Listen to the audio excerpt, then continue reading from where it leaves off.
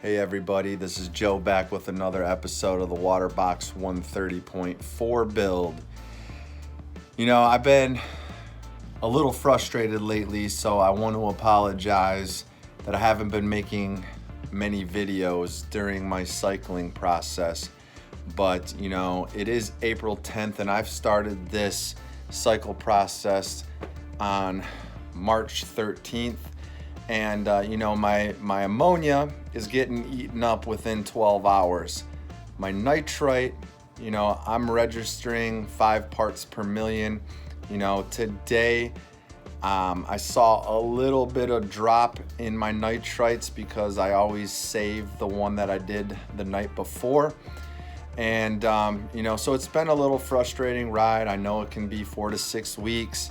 But I have no livestock in there. It's still doing its thing. I still have my skimmer running. I'm just letting it do its thing because, in the end, being patient is going to give yourself a bulletproof tank. So, I want all the beneficial bacteria in my tank to be up to par when I start adding the 3 fish I have up in my quarantine tank, which are 2 clowns and a Royal Grama. So, as soon as this thing's done cycling, I'm definitely gonna, give you some more videos to watch.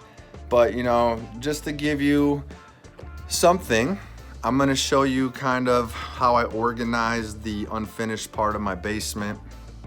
And let me flip this around and I'll go from there.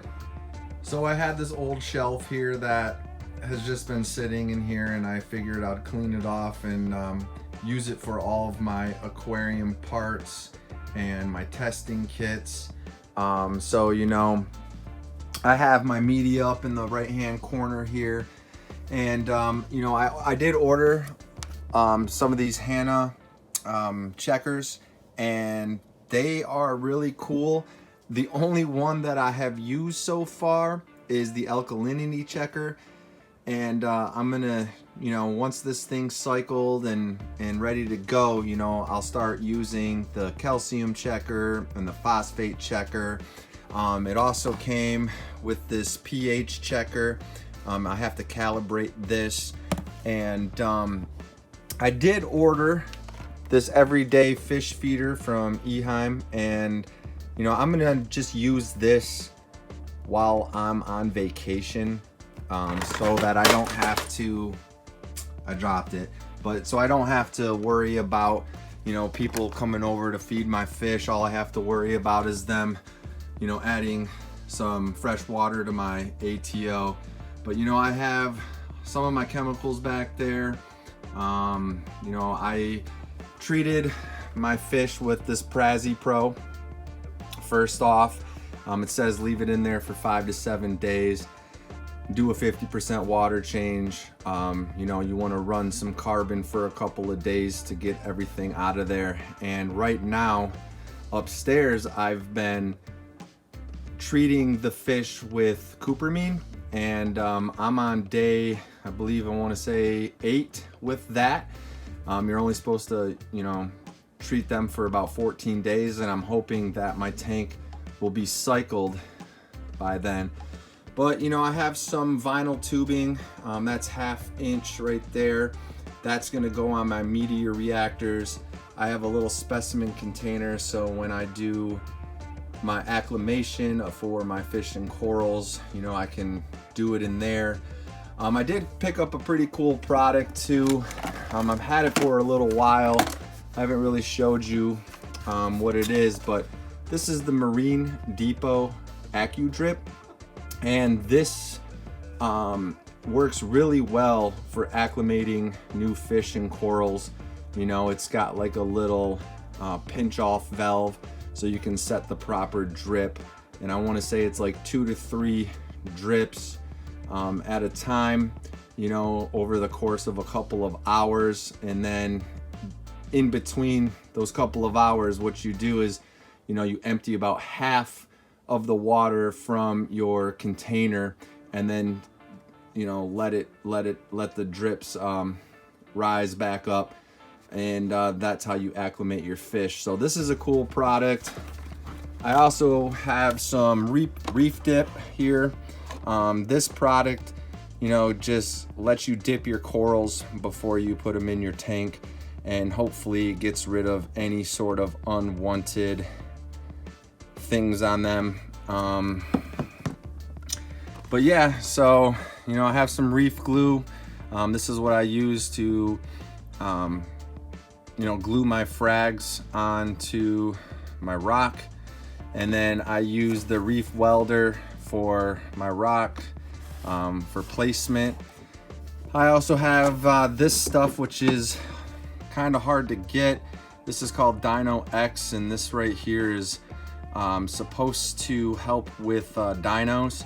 So, you know, I haven't used it yet, you know, just in case. One of my buddies gave it to me, so I'm just hanging on to it just in case. But yeah, I have some of my fish food down here waiting to go.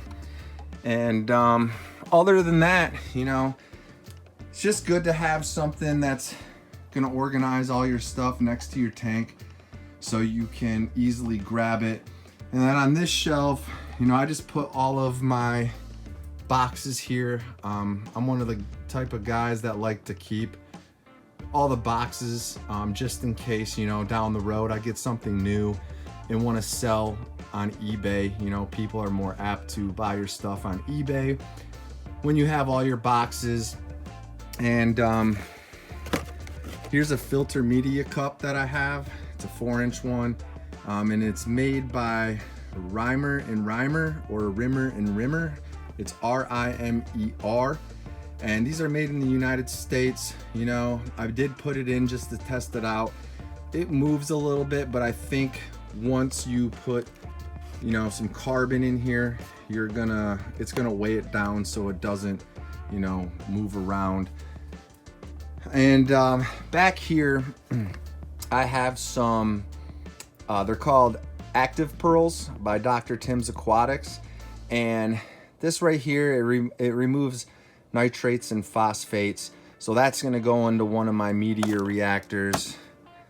I also have some Phosguard here, or Phoslock, you know, to remove some phosphates if I need to.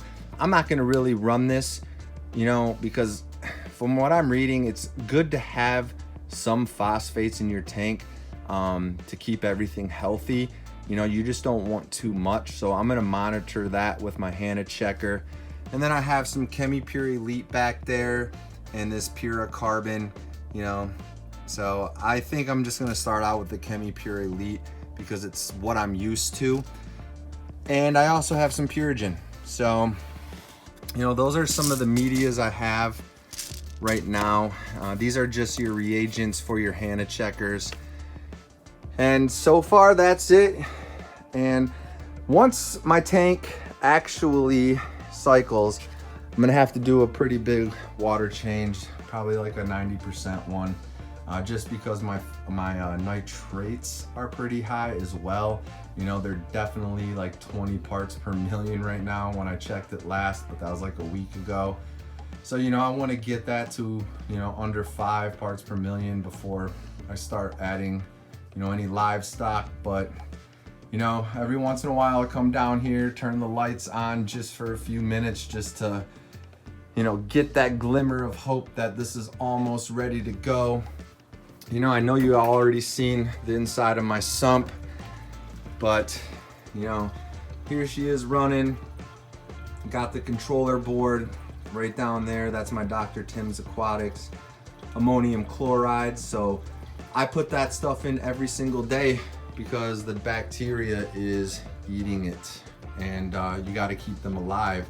So, you know, I'm putting about 24 milliliters in there every single day for this size tank to, you know, keep doing its thing to keep the bacteria alive.